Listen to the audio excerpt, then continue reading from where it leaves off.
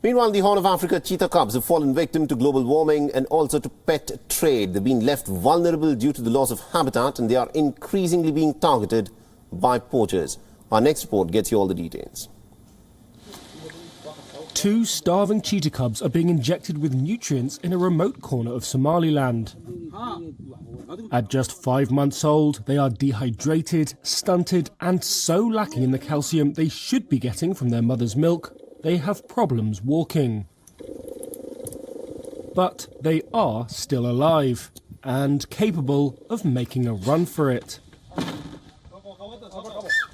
Namibia-based NGO, the Cheetah Conservation Fund, and the government of Somaliland, which broke away from Somalia in 1991, have been rescuing trafficked cheetah cubs for the past 4 years. The 2 new arrivals are now in the care of CCF vet Dr. Anahi Gabriela Hidalgo Cordero. As you can see, their sizes are really small for the age that they have. They should be like kind of this size.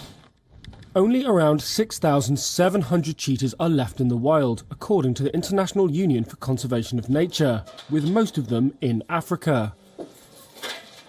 And the population continues to fall. Kidnapped cubs are often destined for the exotic pet trade in the Middle East. But CCF founder Dr. Laurie Marker says few understand the suffering that entails. For every 1 cheetah that might make it into the pet trade, we see a loss of about 4 or 5 cubs en route. And we've actually had firsthand experience on that, watching them die. And if they do make it over into the pet trade, that one, it probably won't live to more than 1 or 2 years of age. Climate change plays a role.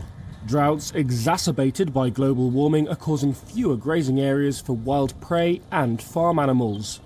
Farmers who once could shrug it off when a cheetah attacked their livestock are now less able to shoulder the losses and will track down the mother to make money out of the cubs.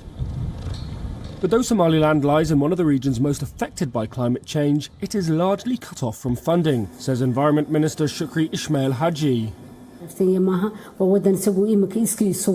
It is true that we're an unrecognised government. The international funding levels we can get is very little as a result.